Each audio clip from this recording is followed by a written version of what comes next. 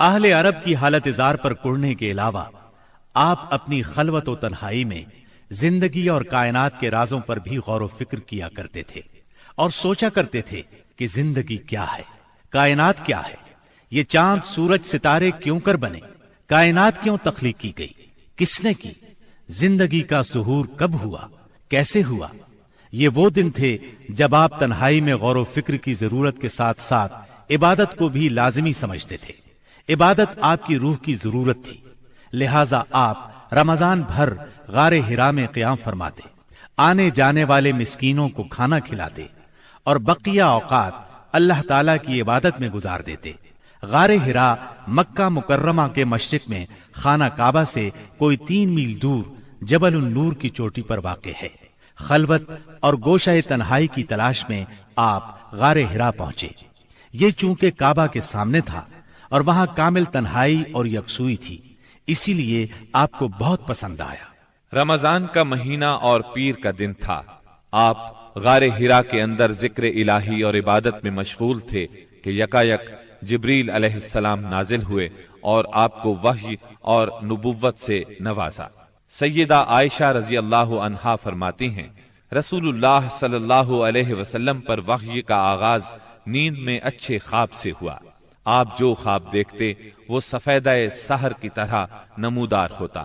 پھر آپ کو تنہائی پسند آنے لگی، چنانچہ آپ غار حرا میں خلوت فرمانے لگے اور کئی رات گھر آئے بغیر عبادت کرتے اور اس عرصے کے لیے توشہ بھی ساتھ لے جاتے۔ پھر سیدہ خدیجہ رضی اللہ عنہا کے پاس تشریف لاتے اور اتنی مدت کے لیے پھر توشہ لے جاتے، یہاں تک کہ آپ غار حرا میں تھے کہ آپ کے پاس حق آ گیا، یعنی فرشتہ آپ کے پاس آیا اور کہا اقرا، یعنی پڑھیے۔ آپ نے فرمایا میں پڑھنا نہیں جانتا۔ رسول اللہ صلی اللہ علیہ وسلم فرماتے ہیں کہ اس پر اس نے مجھے پکڑ لیا اور اس زور سے دبوچا کہ مجھے چور کر ڈالا، اور پھر مجھے چھوڑ کر کہا اقرا، یعنی پڑھیے۔ میں نے پھر کہا میں پڑھنا نہیں جانتا۔ اس نے پھر مجھے پکڑ کر دبوچا اور چور کر ڈالا، پھر چھوڑ کر کہا اقرا، پڑھیے۔ میں نے پھر کہا میں پڑھا ہوا نہیں ہوں۔ اب اس نے تیسری بار دبوچا۔ پڑھ اپنے اس پروردگار کے نام سے جس نے پیدا کیا، انسان کو لوتھڑے سے پیدا کیا۔ پڑھ تیرا رب بڑا کریم ہے جس نے قلم کے ذریعے سے علم دیا، انسان کو وہ بات سکھائی جسے وہ جانتا نہ تھا۔ اب آپ نے یہ آیات پڑھ دیں، پھر آپ ان آیات کو لے کر واپس آئے۔ آپ کا دل کانپ رہا تھا۔ آپ نے سیدہ خدیجہ رضی اللہ عنہا کے پاس پہنچ کر فرمایا مجھے چادر اڑا دو، مجھے چادر اڑا دو۔ انہوں نے چادر اڑا دی، یہاں تک کہ دہشت جاتی رہی۔ پھر آپ نے سیدہ خدیجہ کو واقعہ سنایا اور فرمایا مجھے اپنی جان کا خوف ہے۔ انہوں نے کہا اللہ کی قسم ایسا ہرگز نہیں ہو سکتا، اللہ آپ کو کبھی رسوا نہیں کرے گا۔ آپ صلہ رحمی کرتے ہیں، بے سہاروں کا بوجھ اٹھاتے ہیں، خالی ہاتھ لوگوں کی مدد کرتے ہیں، مہمان کی مہمانی کرتے ہیں اور حق کے سلسلے میں پیش آنے والے مصائب میں مدد کرتے ہیں۔ اس کے بعد سیدہ خدیجہ آپ کو اپنے چچا زاد بھائی ورقہ بن نوفل کے پاس لے گئیں۔ یہ جاہلیت کے دور میں عیسائی ہو گئے تھے، عبرانی لکھنا پڑھنا جانتے تھے اور عبرانی میں انجیل لکھتے تھے۔ اس وقت بوڑھے اور نابینا ہو چکے تھے۔ سیدہ خدیجہ رضی اللہ عنہا نے ان سے کہا بھائی جان آپ اپنے بھتیجے کی بات سنیں۔ ورقہ بن نوفل نے کہا بھتیجے کہو تم کیا کہتے ہو؟ آپ نے جو کچھ دیکھا تھا بیان کر دیا۔ اس پر ورقہ بولے یہ تو وہی فرشتہ ہے جو موسیٰ علیہ السلام پر نازل ہوا تھا۔ کاش میں اس وقت زندہ ہوتا جب آپ کی قوم آپ کو نکال دے گی۔ آپ نے حیران ہو کر فرمایا میری قوم مجھے نکال دے گی؟ ورقہ بن نوفل بولے ہاں کوئی ایسا آدمی نہیں جو تم جیسا پیغام لایا ہو اور اس سے دشمنی نہ کی گئی ہو، اور اگر میں اس وقت تک زندہ رہا تو تمہاری زبردست مدد کروں گا۔ لیکن اس کے بعد جلد ہی ورقہ بن نوفل فوت ہو گئے اور ادھر وحی کا سلسلہ رک گیا۔ وحی کی بندش سے آپ کو سخت رنج و ملال ہوا، لیکن مصلحت الہی اسی میں تھی، کیونکہ اس طرح خوف جاتا رہا۔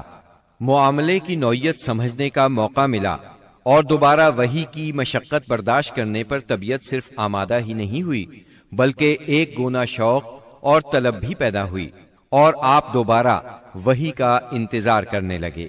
ادھر آپ گوشہ نشینی کی بقیہ مدت پوری کرنے کے لیے ورقہ کے پاس سے پلٹ کر دوبارہ غار حرا میں تشریف لا چکے تھے۔ جب ماہ رمضان ختم ہو گیا اور آپ کی اعتکاف کی مدت پوری ہو گئی تو عادت کے مطابق پہلی شوال کی صبح حرا سے اتر کر مکہ معظمہ روانہ ہوئے۔ نبی کریم صلی اللہ علیہ وسلم ارشاد فرماتے ہیں، میں پہاڑ سے اتر کر میدان میں پہنچا تو مجھے پکارا گیا۔ میں نے دائیں دیکھا، کچھ دکھائی نہ دیا، بائیں دیکھا تو بھی کچھ دکھائی نہ دیا، سامنے دیکھا تو بھی کچھ دکھائی نہ دیا، پھر پیچھے دیکھا تو وہاں بھی کچھ نظر نہ آیا۔ اس کے بعد میں نے سر اوپر اٹھایا تو کیا دیکھتا ہوں کہ جو فرشتہ حرا میں میرے پاس آیا تھا وہی آسمان و زمین کے درمیان موجود ہے۔ یہ دیکھ کر میرا پورا وجود اس کے رعب سے بھر گیا، یہاں تک کہ میں زمین کی طرف جھک گیا۔ پھر میں خدیجہ کے پاس آیا اور کہا، مجھے چادر اڑا دو، مجھے چادر اڑا دو، مجھے کمبل اڑا دو، ٹھنڈے پانی کے چھینٹے مارو۔ انہوں نے کمبل اڑا دیا، ٹھنڈے پانی کے چھینٹے مارے، پھر یہ اے کمبل پوش اٹھ اور لوگوں کو ان کی بدعملی کے نتائج سے ڈرا، اپنے رب کی بڑائی بیان کر اور اپنے کپڑے پاک رکھ اور گندگی سے الگ تھلگ رہ۔ بعثت نبوی کے ابتدائی 3 برسوں میں آپ چپکے چپکے تبلیغ کرتے رہے۔ اس دوران میں سیدنا ارقم رضی اللہ عنہ کا گھر اسلامی تحریک کا مرکز بنا۔ یہ گھر کوہ صفا کے دامن میں واقع تھا۔ نمازیں گھروں کے اندر اور پہاڑوں کی گھاٹیوں میں پڑھی جاتی رہیں۔ اس تبلیغ کے ذریعے سے چراغ جلتا رہا۔ آپ نے سب سے پہلے ان لوگوں کو تبلیغ فرمائی جن کے آپ کے ساتھ تعلقات تھے۔ آپ کو اپنے ان قریبی ساتھیوں کی طرف سے مایوسی کا سامنا نہیں کرنا پڑا۔ عورتوں میں آپ کی زوجہ سیدہ خدیجہ رضی اللہ عنہا، غلاموں میں زید بن حارثہ رضی اللہ عنہ، مردوں میں سیدنا ابو بکر صدیق رضی اللہ عنہ اور لڑکوں میں سیدنا علی رضی اللہ عنہ نے سب سے پہلے اسلام قبول کیا۔ خفیہ دعوت و تبلیغ کا یہ سلسلہ قریباً 3 سال تک جاری رہا۔ اس عرصے میں جن حضرات نے اسلام قبول کیا ان کے نام یہ ہیں: بلال بن رباح، عثمان بن عفان، زبیر بن عوام، عبد الرحمن بن عوف، طلحہ بن عبید اللہ، سعد بن ابی وقاص، عمرو بن انبسہ، خالد بن سعد بن عاص، عمار بن یاسر، خباب بن ارت، ابو عبیدہ بن جراح، سعید بن زید، جعفر بن ابی طالب، عبداللہ بن مسعود، ابو سلمہ، عثمان بن مظعون، صہیب رومی اور ارقم رضی اللہ عنہم۔ مجموعی طور پر قریباً 40 افراد نے اسلام قبول کیا۔ ان حضرات کو السابقون الاولون کہا گیا۔ اس خاموش تبلیغ کے نتیجے میں 40 افراد نے اسلام قبول کیا۔ اس طرح اسلام کی بنیاد مضبوط ہو گئی۔